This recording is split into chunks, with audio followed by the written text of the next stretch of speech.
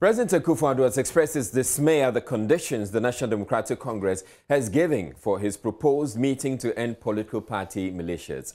In a response to a letter written by NDC National Chairman Samuel Ofosu-Ampofo, the president said he is sure the Ghanaian people share his shock that the two major political parties cannot meet and trash the matter out without mediators, no matter how well-meaning. The president's response in part reads: before I respond to the substance of your request in your letter, it is important for the record that I deal with the certain obvious misrepresentations and misstatements, if not palpable falsehoods, that form part of the letter. Firstly, contrary to your assertion, no evidence has been established at the ongoing short commission about the sponsorship by the New Patriotic Party of Vigilantes into the national security system. No such sponsorship is taking place and none will take place. Secondly, neither the government nor the ruling New Patriotic Party has made any plans to recruit party thugs for the 2020 general elections. No such directive has been given, nor will any such directive be given, and no such recruitment is taking place. On the matter of the impact of the dialogue on the work of the short commission, I see no conflict, and I cannot see how the work of the commission can be compromised by a voluntary dialogue between the two main political parties in our country.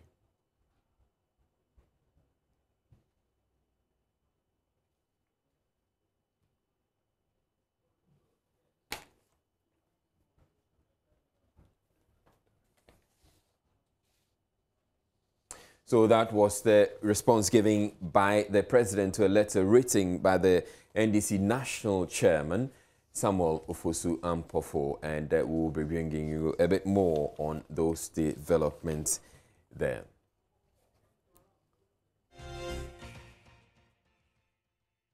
Right, we'll return to our earlier story where President Akufo-Addo has expressed his dismay at the conditions the National Democratic Congress has given for his proposed meeting to end political party militias. In a response to a letter written by the NDC National Chairman Samuel Ofosu-Ampofo, the president said he's sure the Ghanaian people share his shock that the two major political parties cannot meet and trash the matter out without mediators, no matter how well-meaning. Now, the National Democratic Congress has been responding. The Deputy General Secretary of the party, Peter Otukono, has also been speaking. It's the lowest that the presidency has ever gone in the history of this country. It is completely pedestrian, most especially for the president to describe the invitation of other stakeholders as outsiders. Who is an outsider? The National Peace Council, a state institution funded by our taxpayers' money, is an outsider. The National Commission for Civic Education, paid by our taxpayers, is an outsider. I mean, the civil society organizations that are major stakeholders that we engage, IDEC, Institute of Democratic Governance, is an outsider. The churches, the clergy are outsiders. What exactly was the president trying to portray by referring to the stakeholders as outsiders? I think that is very, very unprecedented. I think that raises a lot about the thinking and the nature of this president. And perhaps the questions will start be arising. Who are those advising the president? Who are those writing these letters for the president?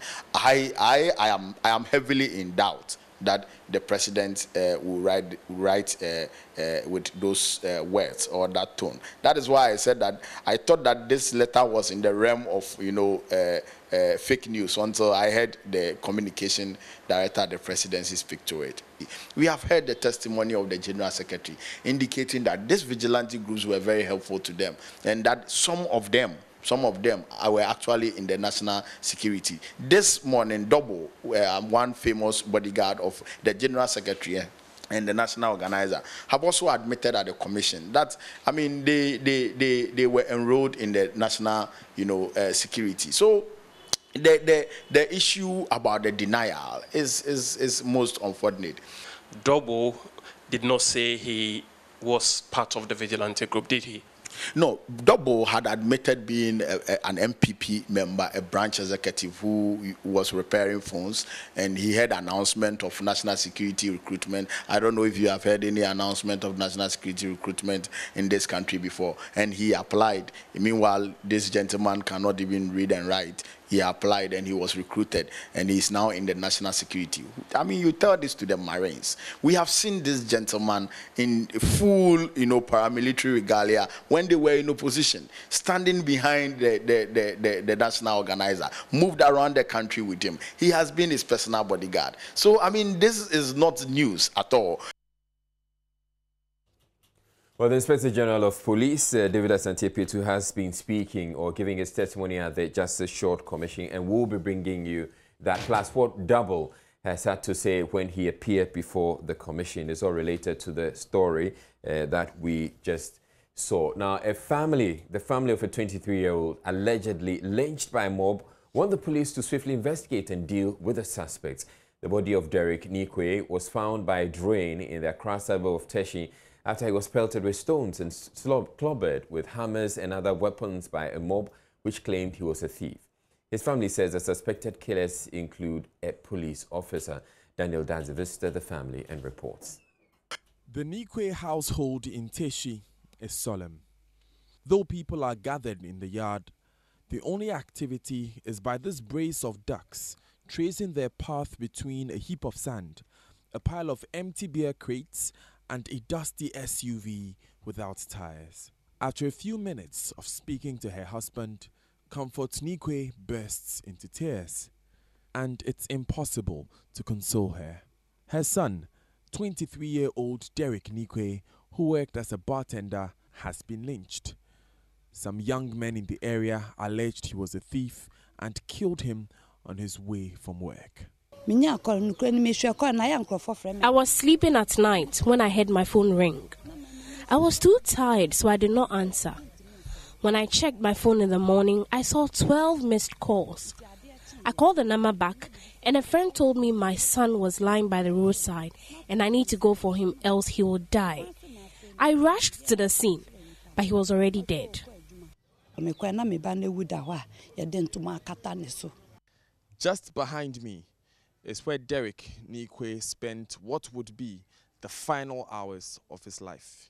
He ran desperately through the yard in which we are sitting now, looking for someone to help, because the assailants behind him allegedly would turn out to be his murderers.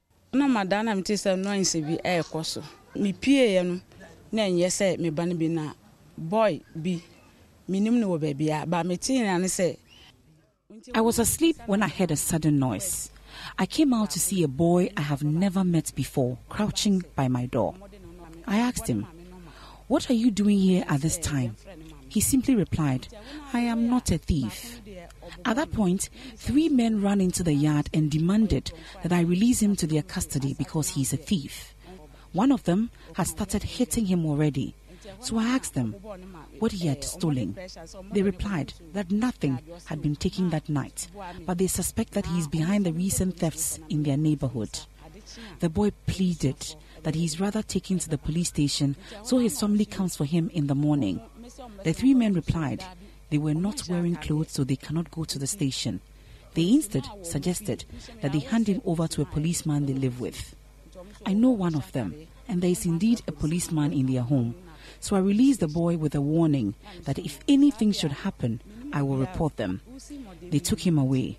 I heard nothing till the next morning when he was found lying by the road, dead.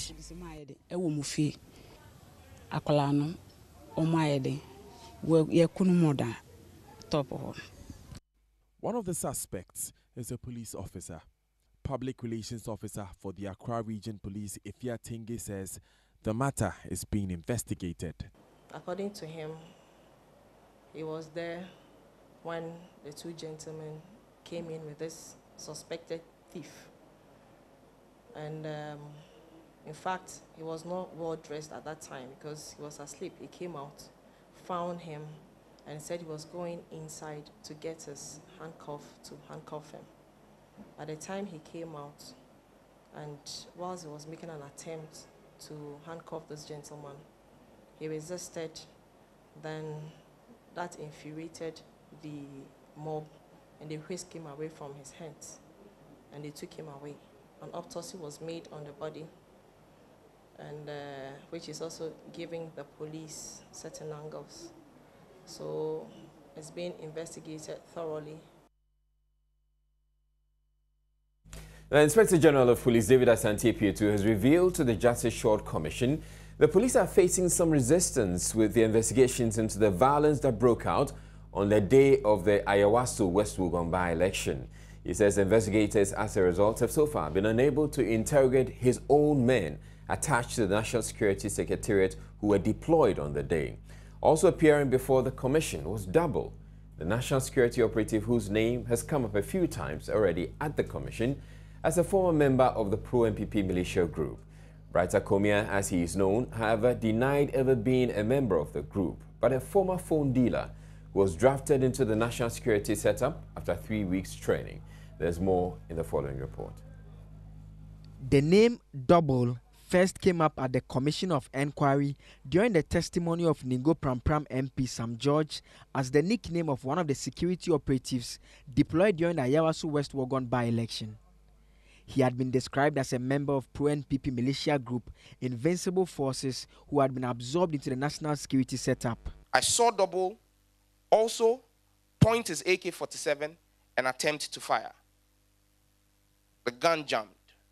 I saw him clear his chamber, reload the gun, and fire several rounds from his AK-47.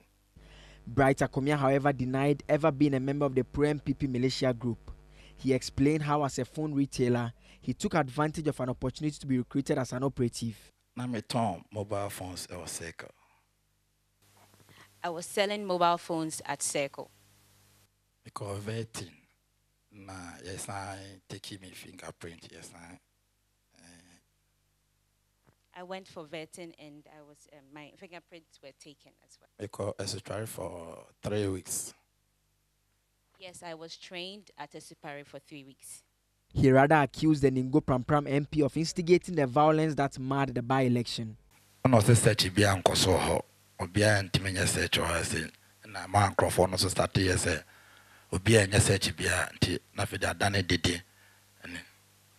He told them that there was not going to be any search, so the people got agitated as well. The number of gunshots fired by the SWAT unit remains a mystery. National Security Minister Kandapad provided some answers when he appeared before the commission on day one. Our boys then gave some 6 warning shots. But Double, a member of the SWAT team, could not account for the number of shots attributed to them. Now, how many warning shots were fired by your people? Pacho and the mintiminkai. I cannot tell the commission. Double insisted the agitating crowd fired some more shots in response to their warning shots. To assess intelligence that pointed to stockpiling of arms at the residence of the NDC's parliamentary candidate.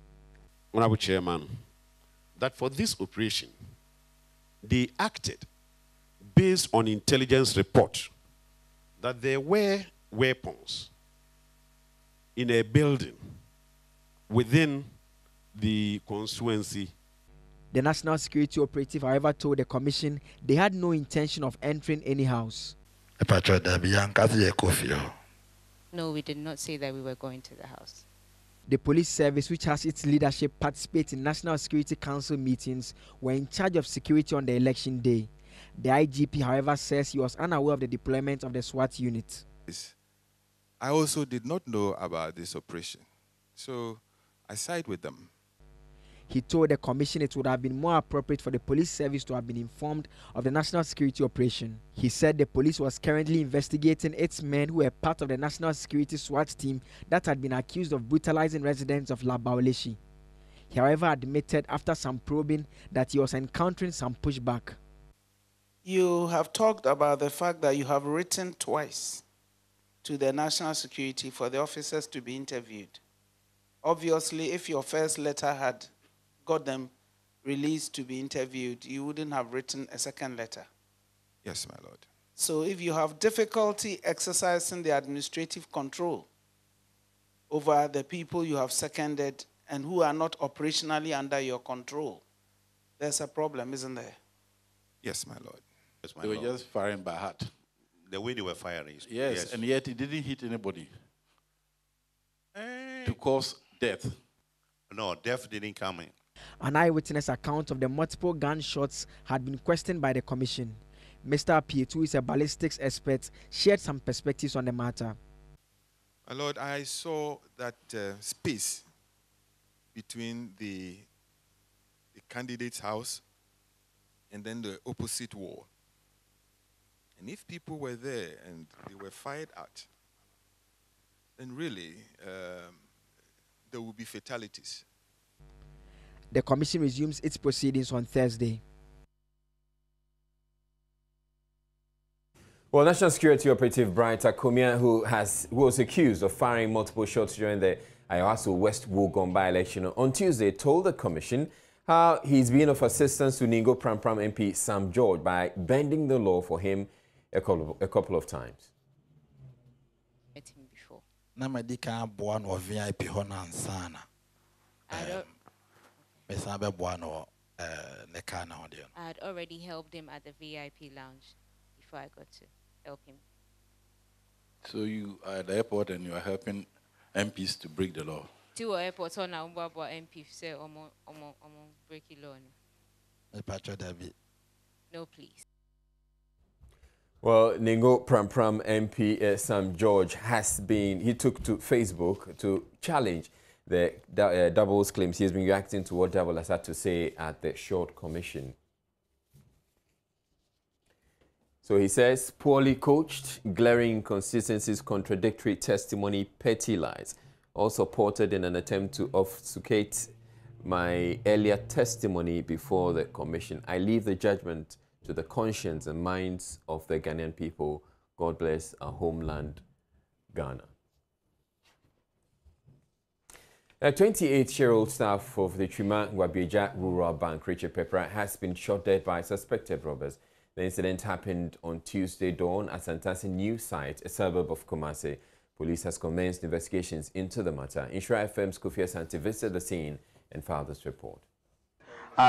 Report indicates that the deceased has been staying in this house for the past 7 months, and according to co-tenants, they heard noise this night, and there was an indication that somebody has entered their house. So the gentleman who is dead had to come out, and when he came out, he saw two gentlemen, and he raised the alarm of their presence. And according to a gentleman in this house, they had to issue a warning shot, and nobody knows exactly what happened, whether he attempted to confront them.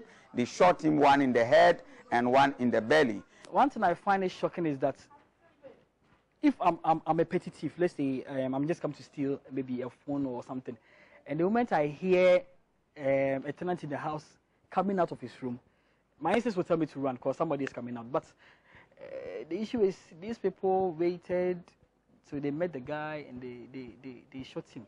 Because I don't know whether maybe they came purposely to steal or they just came to kill somebody. I don't know because I think it's really confusing. According to the residents, the situation has been one incidence of robbery case to the other.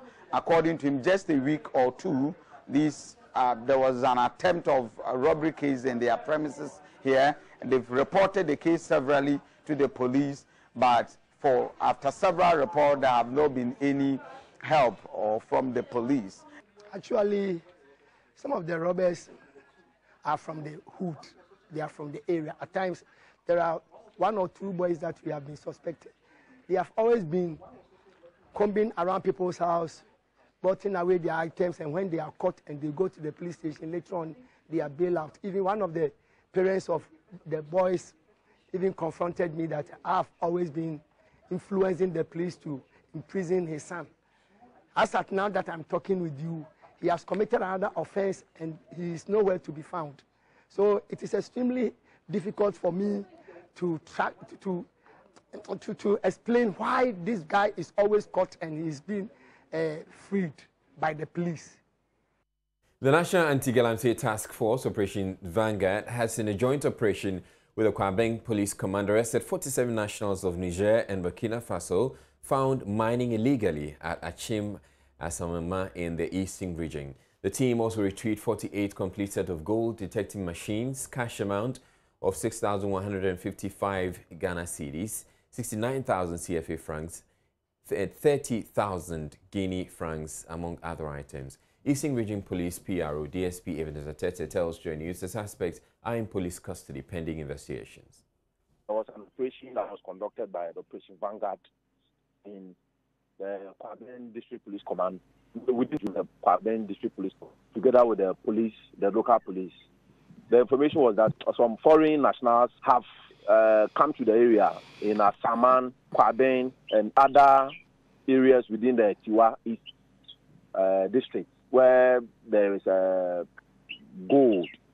So they carried alongside with them devices that they use in prospecting for gold. So what they do is that they use the device to detect the exact location where gold can be found, and they will dig the place. So based on the information that the police received, there was an operation yesterday in the morning that led to the arrest of 47 foreign nationals of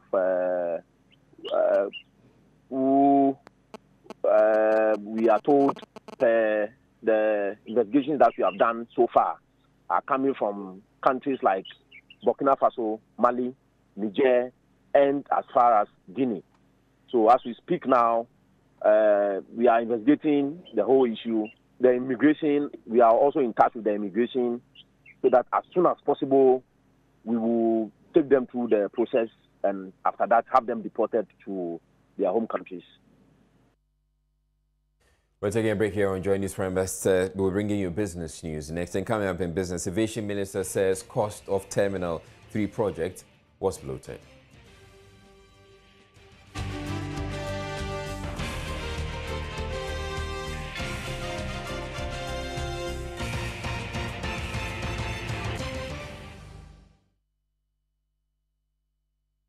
Now, morgue workers protesting what they say are their poor working conditions have declared a nationwide strike with serious implications for the dead.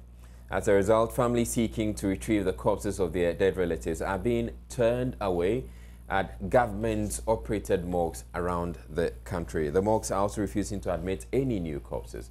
The workers have vowed not to back down until government addresses their concerns. Selinam Ampo visited the Kolbu Teaching Hospital morgue and reports private mortuaries are the only facilities accepting corpses for now. Losing a relative is one trouble, but there's another issue gnawing at the minds and hearts of family members gathered here, where to keep dead bodies before burial. Here at the Kolebu Mortuary, workers are on a strike. Families that came here to retrieve bodies of their relatives deposited here are being turned away and denied of any services. For about 3 hours, no corpse has been brought in or taken out, leaving family members distraught. Workers at public mortuaries say they will not back down on their word until government addresses their concerns. This has left many families stranded and angry. There are people who have their diseased bodies in their morgue, and those who are coming, who have even made programs to collect them for funeral at the end of the week or during the strike time cannot take them because the people who are going to work on it are on strike. So it's not easy to get your body. The real one following me is in the morgue this morning, and I've come and there's no one ready to attend to me. So it's a worrying, very, very worrying. I was here around 6. This strike in the mortuary. It's very bad, madam. Could you mind that? So obi wu, ewo Kolebu and answer rich. Na udin bar.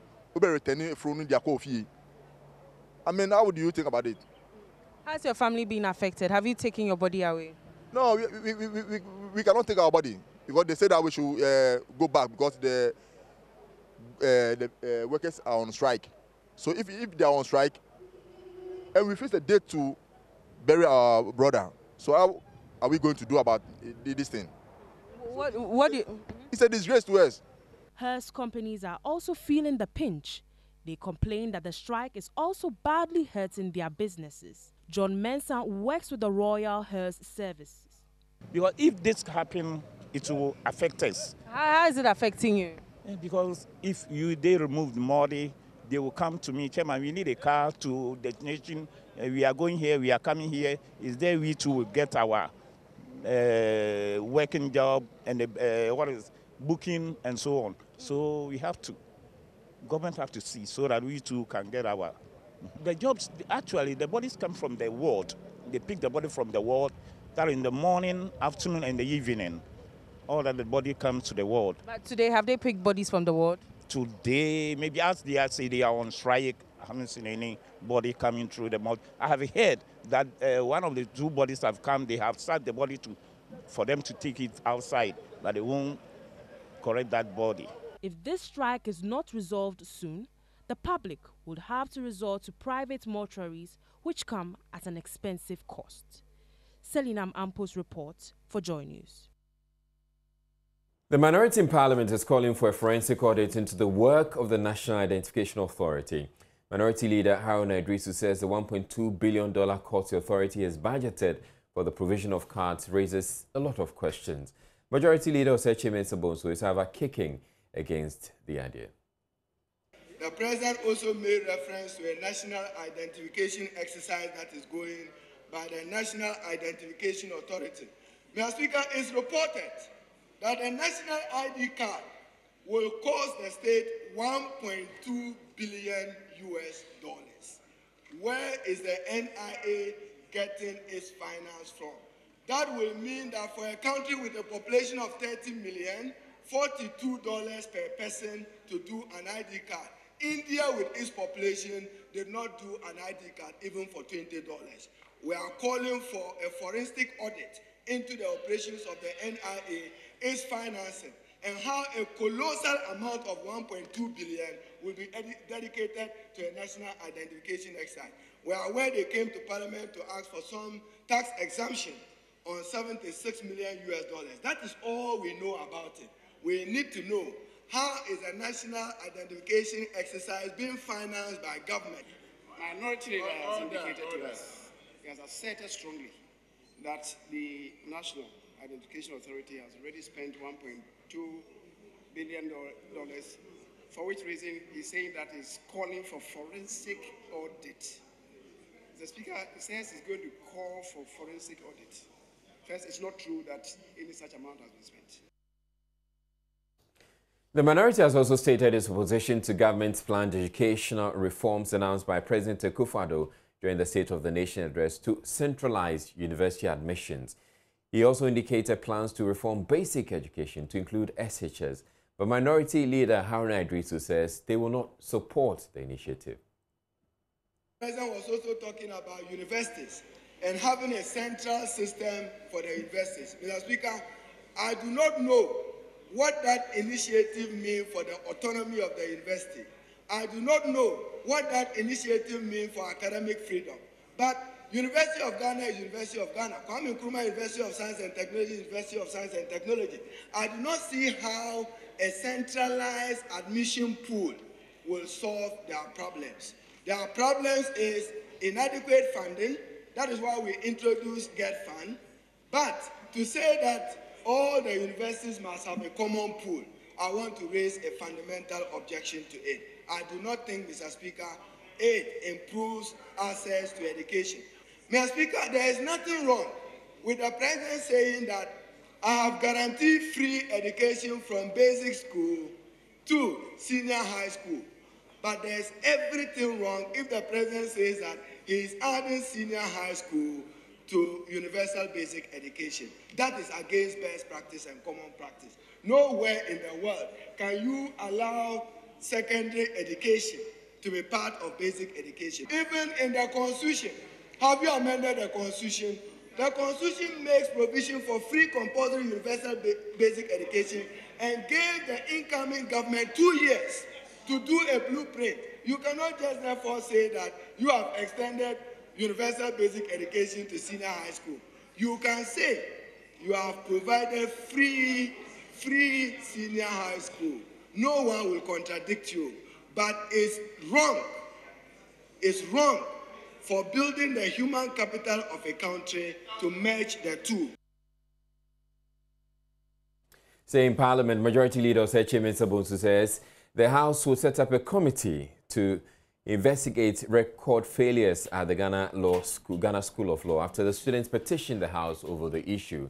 It has emerged more than 80% of students who sat for the final year law school exams last year failed and will be unable to graduate. SRC President at the Ghana School of Law, Emmanuel Owusu-Amoah, says the issue requires urgent attention, while Minority Leader Haruna Idrisu is calling for a general reform of legal education in the country.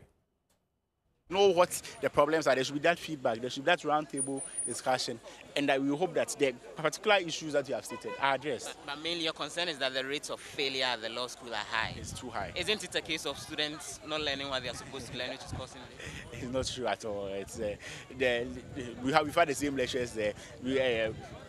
Because of the process, mostly it's the best students, actually, it's the best students who end up in the law school. So if out of the best students, like a set of the best students in the country, just 10% are passing, you know that's the problem. Are your lecturers doing a terrible job, which probably is leading? We have the best of legal brains in the country teaching us. We have Supreme Court judges teaching us. We have Court of Appeal judges teaching us. We have astute lawyers. Some of them have taught in the law school for 25 years. So you can't say that their outputs for the past 20 years, if you compare the output for the past 20 years, compared to the last 3 years and what is coming out, you really clearly recognize that. I'm getting a sense you, the students, don't have an opinion on what exactly could be leading to these failures. We have a strong opinion. If we didn't have an opinion, we didn't have been here today. That's why I said that there are a lot of issues. That's why you've put everything in our petition. There are a lot of issues. I mentioned that there are even cases where some questions even fall out of the manuals, and we want all these issues addressed, and that's why we are here today. We need to rethink legal education in Ghana, and therefore we should have a national conversation on legal education and its future, reviewing and assessing the past and see the extent to which we can improve legal education and expand access to legal education. So we need to overhaul legal education, and we need to review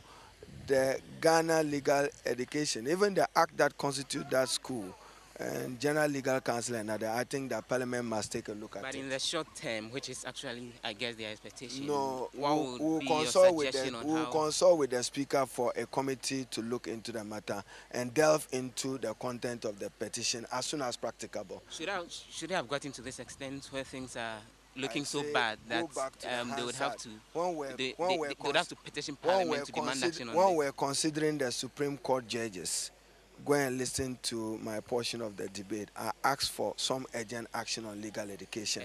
You know, one of them came with a background that it had something to do with a law school, and therefore we commented on it. But sometimes we take these matters for granted. But it's not out of coverage yet. It's a matter that we can take ownership of. The Gundogu Islamic Primary School in the Yendi municipality is calling for an extension of government school feeding program to them, so they can attract and retain their pupils. The social intervention program was introduced in 2005 on the back of proof that the availability of free meals increased enrollment. In the Gundogu village, where there is only one basic school, teachers say hunger has been the main excuse for the children to go home and never return. As the municipality readies for a developmental takeoff, the teachers contend introduction of the school feeding program will reverse the trend. Joy News' Gifty Andapia reports. Racing their way to school. This is Asana and her brother Ilyasu, who wants to be a doctor. They live in this village embedded in the heart of Yendi Township. It is called Gundogu, and they are pupils of the only school here. It is a Tuesday, and to the Gundogu Islamic School, I have followed the two siblings. Between their home and the school, it took them about 45 minutes for a journey that's barely 15 minutes by foot. They've been chatting and playing with friends all along the way. Upon their arrival at school, they are simply loitering. But, like the pupils here, Asana and Ilyasu are not to blame. For them, there is very little motivation to go to school, let alone be on time. I'm Suleimana Yako, assistant head teacher. We want to improve the attendance. And before the attendance can be improved in this community, we need the feeding program. Yendi has seen some unstable times following an age-old chieftaincy conflict, which has now quietened. Yakubu has lived through the conflict, which has plagued this area. He's one of those helping to shape the future of the children here. It will affect the teaching a lot. Almost the schools are closed down due to the conflict. And the teachers ran away because of the conflict. We, the teachers and the town people, we are all calling for peace. In the classrooms, seats are empty. But upon our arrival, a scramble for seats begins. But that was only for a glimpse of our camera, because they dispersed in like manner soon after we finished filming. Yakubu says the children hardly come to school, and when they do, they leave way before closing time. So they are not come because sometimes the parents, it seems they are living, the condition is not better for them. So sometimes the feeding is a problem for them. And some of them to buy the books for uniforms to them. So some of them, they are not in their uniform because of the poor condition of the parents. So if we get assistance from any agencies, I believe that it will improve the people to come in the school. When they go to break, they don't want to come back because of the food. So we need the school feeding in this school. He laments even the suitability of this school structure, but says over the period, the pupils have shown promising performance. The children, they are improving because we are advising them to take serious in their learning. So some of them, they are improving because we have been telling them about the future, who want to be a doctor, a soldier, a teacher, and the rest. So you see that they were raising their hands. I will become to be this. At the end of the day, we will inform them that then if you want to be a soldier or a doctor, you must take serious your learning so that in future you become the way you are picking. Yet, a lot of support is needed. There's every indication that these children are eager to learn, because even without school uniforms, many of them have showed up. They're hardened and bare feet, bearing the marks of long distance and persistence. They just need teachers in the classroom, an extension of the school feeding program, so that they can stay in school and have their friends join them to learn. Now that the chieftaincy conflict has come to an end in this area, they're set for a new chapter in education that leads them to achieving their future goals. Gifty Andopia, Joy News, Yendi, in the Northern Region. Residents living around Kaneshie First Light and its environs are expected to heave a sigh of relief once the construction of an underground drainage system there is completed. The construction, which started on Saturday, will take 30 days. Maxwell Agbagba was there in our reports. Well, we are here at the Kaneshie First Light, where construction works here have started. It is actually the construction of a culvert that is supposed to halt the perennial flooding of Kaneshie First Light. You remember sometime last year, we were here to report about the flooding situation here. Sometimes the drainage system here, just some meters away from where I'm standing, get flooded, comes onto the streets, making the streets become a bit narrow. Sometimes it goes all the way to the Kaneshie market and also to the Obichebi Lamte Circle, just some minutes drive from where I'm standing. But the Greater Accra Metropolitan Area project under the Ministry of Sanitation, they have started, with support from the World Bank, they have started the construction of an underground drainage system. The culvert is supposed to help prevent the perennial flooding of this place. Engineer Tate is one of the contractors. No, consultant. He's a consultant, actually, working on this road. Engineer, you're welcome to join us. Thank you. Tell us, how long is this project going to take you, and what are we to expect? It's going to take 30 days. Okay.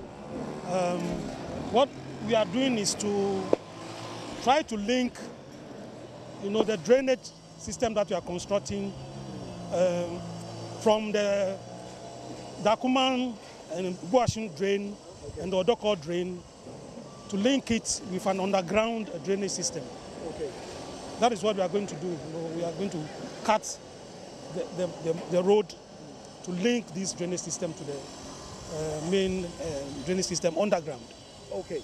So when this happens, what's the solution that you're providing for the residents, the people who live here, the market women who sell at the Kaneshi market? Because usually when it rains, after a slight breeze or this place gets flooded, the Kaneshi market sometimes also gets flooded. Obichebi, Lamte Circle also gets flooded. Is this the solution? Yes, this is the solution. Okay. You know, because at the moment, the water that the runoff, you know, is not able to completely drain into the underground drainage because the entrance is very small. In fact, this drainage we are constructing is about 4 meters wide, but the drainage, the old drainage system that discharges the water is only about 0.6 meters. So you can see that when it rains and there's a very heavy downpour, you know, that small drain cannot carry the water. That is why there's the overflow. Okay. Okay. So what you are doing basically is to cut through the road. Yes. And then construct the culverts, or what? I mean, in a layman's term, an underground drainage system. Yes, it's an underground drainage system. In fact, we have already done the precast units. Okay. You know, so what we are going to do is actually after cutting through, you know, we're going to lay these precast units. You know, so that it will not take much time for us to restore the road to its former state. Okay, but we're told that at some point you'd have to block a section of the First Light Road. At what time or at which point are we going to get to that stage? That is when we start doing the excavation on the road. That is when we would block the road, a section of the road. But at the moment, we are preparing the area where we are going to divert the road, as you can see, you know, at the junction of the First Light. So after that, we then go to start the cutting.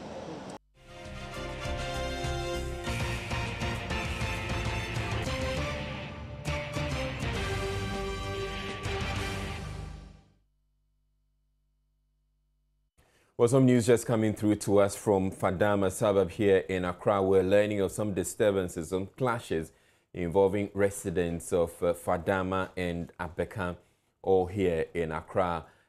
Maxwell Agbagba is at the scene right now, and he's able to bring us up to speed with exactly what is happening. So, Maxwell, what can you report where you are? It'd be very disheartening. Well, Israel, we are specifically here at Abeka, a place called Agbona. Well, a lot of the people gathered here were inside their rooms before our arrival here. Many of those we've seen outside are counting, you know, their losses, their loss actually, because a lot of properties have been destroyed here, a lot of properties vandalized. Where we're standing right now, in the background right now, is actually a church which was vandalized by the rampaging youth who stormed this community some hours ago and destroyed properties here at Abeka, Manchagbona. Some of the residents we've been speaking to have been telling us that the young men actually came here because one of their friends who actually lives at Fadama was stabbed some meters away from where I am standing, was stabbed just around this area yesterday. He did not die here, but he died later at home. And so today, it was his burial. When he was taken to when the remains was taken to the cemetery, the youth stormed this community where the incident happened and decided to rain terror on the people living here. If you come to this community now, all the shops that we've seen here have been closed. Many of the residents we've been speaking to tell us that they usually close around 12 a.m., but that is not the case. Business has come to a halt. All the people are actually hiding in their rooms. This church is just one of the many structures that have been destroyed. In fact, there is another pub here. But before I take you inside that pub, I want to speak to some of the people who witnessed what happened. He's actually scared to show his face. He wants to remain anonymous. Chief, what exactly happened here? Okay, actually, all started yesterday night when a couple of people were fighting. Someone was actually stabbed, and the person ended up dying in the hospital just this morning. So it's like his relatives and friends have come to retaliate, you know, and they're going around vandalizing stuff, hurting people. You know, a whole lot of people have been, you know, injured. A whole lot of properties destroyed. Yeah. So it's really bad. What's going on is really bad. You know, that's all I can say for now. Yeah, but we heard what happened actually started after they took the body to the cemetery. Yeah, exactly. It actually all started around 4 a.m. when the guy's friends came around. When the dead guy's friends came around and started burning. Okay, we can hear someone crying outside right now. We really want to find out what exactly is the case. Mommy,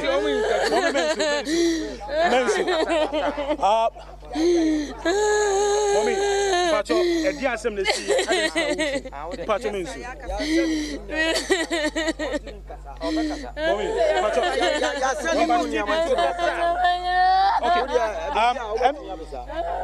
think this woman is not really, it's not in the mood to speak to us. Okay, wait, hold on. Okay. Onusu oye choba, onu ni choba ni ena ni cruise sport ni ena ni cruise yam fufu ewa ha. Enti wa be hu se ya se ni niama ni nti enti no so no. Ontimi nkasa. Okay, nti mame no oye choba ewa ha no. Ena ni cruise ye den wa ha. Sport. Ena ni esa osa wo afidi a ye de yam fufu ewa ha. Enti no so no.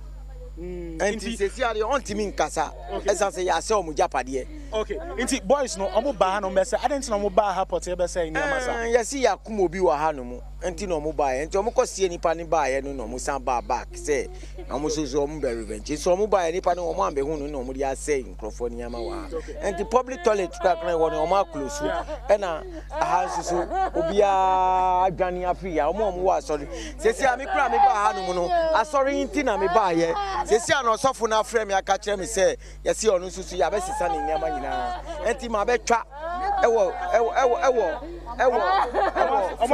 generator.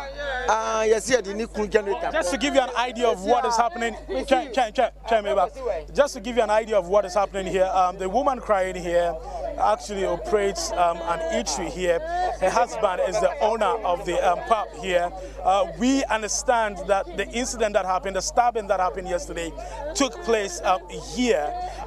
So the youth, the rampaging youth, actually stormed this place where the alleged stabbing actually happened, and their first port of call was this pub and then the eatery that is operated by this woman. They destroyed everything. I just heard from some of the residents that they took away a generator that belongs to the husband of this woman. So she's crying because all that she stored for has been destroyed, you know, here at this place right now. But it would interest you to note to note that this is not the only place where the destruction, you know, has been caused. You know, right across the streets. In a lot of the places, we walked about 5 minutes before we were able to get here. We walked through the alleyways, about 5 minutes just to get here.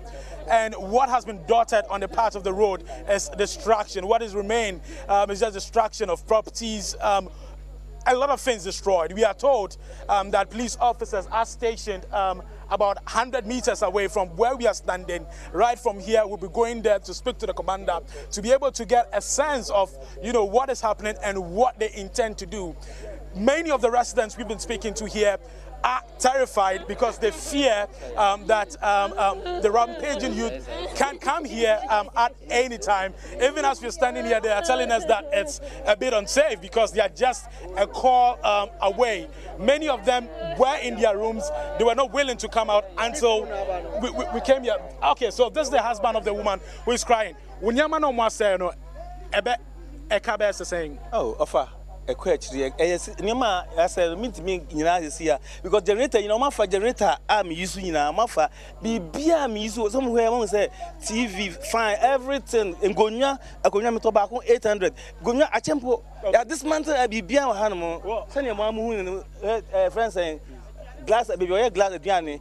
Me machine, be beer in my life, all my life. But just to give you an idea of what he's saying, he said everything has been destroyed. Some of his properties looted, they've taken them away.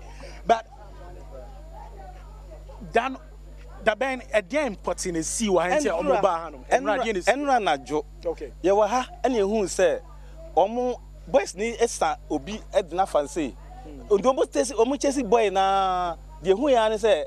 Who say omo ya dia o be per no mo yo and the way you were near said the feel warm no but omo ya now the we na air the everyone but yo papa mo say yes yeah yo inti dey omo wo ni obisi kan wa na say dey so man wo obisi kan e ma ngofo so buy some revenge okay the father man for buy later on but no nipa na omo yes ade no omo dwane ndo omo kita sikan e ba around and on be petrol ya no san koye in the anopa no and papa hom san buy the on buy no e decide say yeah nya adwuma the activities bia nko so bia ho bia to turn the storm me so me to me die ma nya adwuma the ese ho ha no aba be hwese senate here and the anumbrei anumbrei omko sie boy na owu ye no e buy no ye say ye bibia ye ne ha bia o ma say bibia so this basically is a confirmation of what we've been told earlier, what we were told earlier by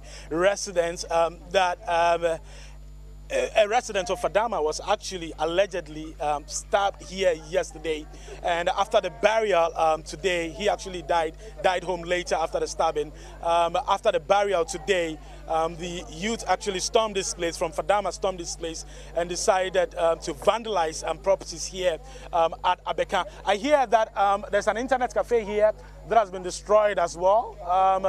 2 motorbikes also have, also been burnt.